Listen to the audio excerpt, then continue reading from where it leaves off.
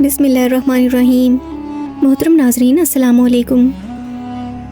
हज़रत यूनुस अलैहिस्सलाम अपनी बागी कौम पर अल्लाह ताला के अज़ाब के मुंतज़िर थे, लेकिन अज़ाब नाजिल ना हुआ।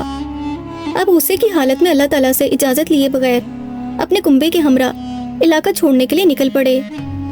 रास्ते में आपको कैसे कैसे दिल खराश मराहिल से गुजरना पड़ा। फिर आपको एक बहुत बड़ी मछली ने निकल लिया। मछली के तारीक पेट से कब और किस तरीके से रिहाई मिली, ये वाक़यात आपको इस वीडियो में बताए जाएंगे। हज़रत यूनुस अलैहिस्सलाम इराक के शहर मोसल में पैदा हुए। आपकी उम्र 28 साल थी जब अल्लाह ताला ने उन्हें अहले नैनवा की रुश्द व हिदायत पर मामूर फरमाया। शहर नैनवा की आबादी 1 लाख से ज़्यादा थी। यहाँ के लोग बुत परस्ती करते और कुफ्र व शिर्क में मुब्तला थे। आपने एक अरसे तक नैनवा के लोगों को तौहीद की दावत दी और बुत परस्ती से रोकते रहे, मगर कौम ने उनकी दावत कबूल करने से साफ इनकार कर दिया। सिर्फ यही नहीं, गरूर तकब्बुर में मुब्तला कौम दीगर नाफरमान अक़वाम की तरह आपकी दावत का मजाक भी उड़ाती रही। जब उनकी सरकशी और नाफरमानी इंतहा को पहुंच गई तो अल्लाह ताला ने हज़रत यूनुस अलैहिस्सलाम को हुक्म दिया कि लोगों को आगाह कर दो कि 3 दिन के अंदर अंदर अजाब उन पर आने वाला है। आपने कौम में ये ऐलान कर दिया। ये सुनकर कौम के सरदारों ने आपस में मशवरा किया तो इस बात पर उन सबका इत्तेफाक हुआ कि चूँकि हज़रत यूनुस अलैहिस्सलाम को कभी झूठ बोलते नहीं पाया गया, लिहाजा उनकी बात नज़रअंदाज नहीं करनी चाहिए। मशवरे में ये भी तय हुआ कि देखा जाए कि अगर हज़रत यूनुस अलैहिस्सलाम रात को बस्ती के अंदर अपने घर में मुकीम रहते हैं तो समझ लो कि कुछ नहीं होगा, और अगर वो यहाँ से कहीं और चले जाते हैं तो यकीन कर लो कि सुबह ज़रूर अजाब आएगा। किस्सा मुख्तसर, हज़रत यूनुस अलैहिस्सलाम रात को उस बस्ती से 35 किलोमीटर दूर निकल गए। सुबह हुई तो अज़ाब इलाही एक स्याह धुएं और बादल की शक्ल में बस्ती वालों के सरों पर मंडलाने लगा। जब वो स्याह धुआं करीब होने लगा तो लोगों को यकीन हो गया कि अब वो सब हलाक होने वाले हैं।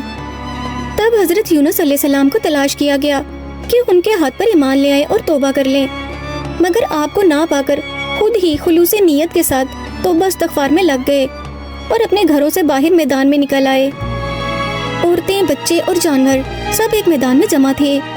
तमाम बस्ती वाले टाट के कपड़े पहनकर इज्जो इनकसारी के साथ तौबा करने और अजाब से पनाह मांगने में इस तरह मशगूल हुए कि पूरा मैदान अहो बका से गूंजने लगा। अल्लाह ताला ने उनकी तौबा कबूल फरमा ली और अजाब उनसे हटा दिया। वो 10वीं मुहर्रम का दिन था। उधर हज़रत यूनुस अलैहिस्सलाम बस्ती से दूर इस इंतज़ार में थे कि अब इस कौम पर अजाब नाजिल होगा। कौम के तौबा इस्तग़फ़ार का हाल उन्हें मालूम ना था। जब अजाब टल गया तो उन्हें फिक्र हुई कि अब तो कौम मुझे झूठा करार दे देगी, क्योंकि मैंने ऐलान किया था कि 3 दिन के अंदर अजाब आ जाएगा। उस कौम का कानून था कि जिस शख्स का झूठ सामने आ जाए और वो अपनी कही हुई बात की ठोस दलील पेश ना कर सके, उसे कत्ल कर दिया जाता था। इसलिए हज़रत यूनुस अलैहिस्सलाम को फिक्र हुई कि उन्हें भी झूठा करार देकर कत्ल कर दिया जाएगा। इस रंजो गम और गुस्से के आलम में उस शहर से निकल जाने का इरादा करके चल दिए। आपका इरादा रोम की तरफ सफर करने का था। आपके साथ बीवी और 2 बच्चे भी थे। दौरान सफर एक मुकाम पर हज़रत यूनुस अलैहिस्सलाम अपनी बीवी और बच्चों को छोड़कर किसी काम से गए। उसी दौरान वहाँ से किसी बादशाह का गुजर हुआ। उसने जब बियाबान में एक हसीन और जमील औरत को देखा तो उन्हें ज़बरदस्ती अपने साथ ले गया। हज़रत यूनुस अलैहिस्सलाम जब वापस तशरीफ़ लाए तो इस वाक़ये को मशीयत इलाही समझकर खामोश हो गए और बच्चों के साथ सफ़र दोबारा शुरू कर दिया। रास्ते में एक नदी पार करना थी। हज़रत यूनुस अलैहिस्सलाम एक बेटे को नदी के किनारे छोड़कर दूसरे बेटे को कंधे पर सवार करके नदी पार करने लगे। आपके जहन में ये बात थी कि एक बेटे को दूसरे किनारे पर उतार कर वापस आकर दूसरे बेटे को ले जाएंगे। जब आप नदी के दरमियान में पहुँचे तो एक तेज़ लहर आई और बच्चा पानी में गिर गया। पानी की तेज़ लहरें बच्चे को बहा कर ले गईं। हज़रत यूनुस अलैहिस्सलाम ने इसको भी अल्लाह की मर्जी समझा और किनारे पर आ गए, लेकिन किनारे पर पहुंचने से पहले दूसरे बच्चे को भेड़िया उठाकर ले गया। हज़रत यूनुस अलैहिस्सलाम अकेले सफ़र करते रहे, यहाँ तक कि बहरा रूम के किनारे पहुँच गए। साहिल पर मुसाफिरों से भरी हुई एक कश्ती तैयार खड़ी थी। आपको कश्ती वालों ने पहचान लिया और किराए के बगैर सवार कर लिया। कश्ती रवाना होकर जब वस्त में पहुंची तो अचानक ठहर गई। वो आगे बढ़ती थी और न पीछे। कश्ती वालों ने ऐलान किया कि जब हमारी इस कश्ती में कोई जालिम, गुनाहगार या भागा हुआ गुलाम सवार हो जाता है تو یہ کشتی خود بخود رک جاتی ہے۔ بہتر یہ ہے کہ ایسا آدمی خود کو ظاہر کر دے تاکہ اس کی وجہ سے سب پر مصیبت نہ آئے۔ اس پر حضرت یونس علیہ السلام بول اٹھے، وہ بھاگا ہوا غلام گناہ گار میں ہی ہوں، کیونکہ اپنے شہر سے نکل کر کشتی میں سوار ہونا اللہ تعالیٰ کے حکم سے نہیں بلکہ خوف اور جذبات کی وجہ سے تھا۔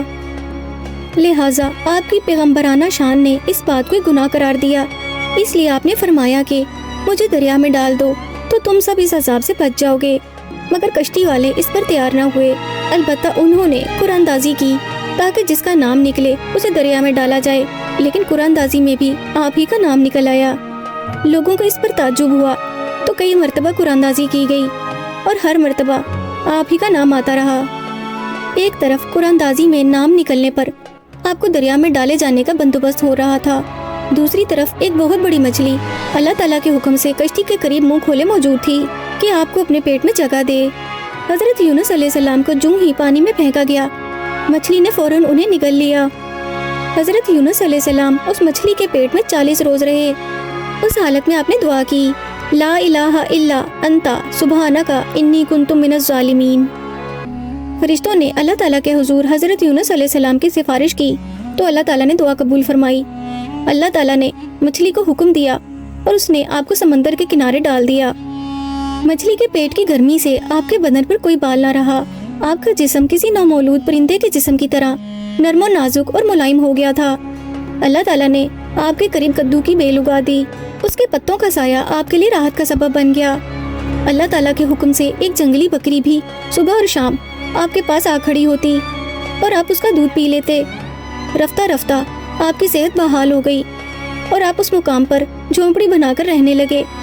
چند ہی روز گزرے تھے کہ اس بیل کی جڑ کو دیمک نے کھا لیا۔ حضرت یونس علیہ السلام بیل کے سوکھ جانے پر پریشان ہوئے۔ اس وقت اللہ تعالیٰ نے آپ کو مخاطب کرتے ہوئے فرمایا کہ تم اس بیل کے سوکھنے پر رنجیدہ ہو، لیکن تم نے یہ نہیں سوچا کہ شہر نینوا کی اتنی بڑی آبادی کے برباد ہونے پر کیا مجھے ناگواری نہیں ہوگی۔ حضرت یونس علیہ السلام نے بارگاہ الہی میں توبہ استغفار کی۔ اللہ تعالیٰ نے آپ کو حکم دیا کہ دوبارہ اپنی قوم کی ہدایت و رہبری کے لیے نینوا جاؤ۔ حضرت یونس علیہ السلام واپس اپنی قوم میں پہنچے تو اہل نینوا نے آپ کا پرجوش استقبال کیا اور پوری قوم آپ کی تعلیمات پر عمل پیرا ہو کر اللہ کی وحدانیت پر ایمان لے آئی۔ آپ کی بیوی اور بچے جو دوران سفر جدا ہو گئے تھے وہ اللہ تعالیٰ کے حکم سے دوبارہ آپ کو مل گئے۔ حضرت یونس علیہ السلام نے باقی عمر نینوا میں گزاری اور موصل شہر کے قریب ہی دفن ہوئے۔ محترم ناظرین، اگر آپ کو حضرت یونس علیہ السلام کا واقعہ پسند آیا ہو تو کمنٹ کر کے اپنی رائے کا اظہار کیجیے اور اس ویڈیو کو لائک اور شیئر کیجیے، اور اس طرح کے مزید تاریخی، تحقیقی اور معلوماتی واقعات کے لیے ہمارے چینل اشعال اسلامک اسٹوریز کو سبسکرائب کیجیے۔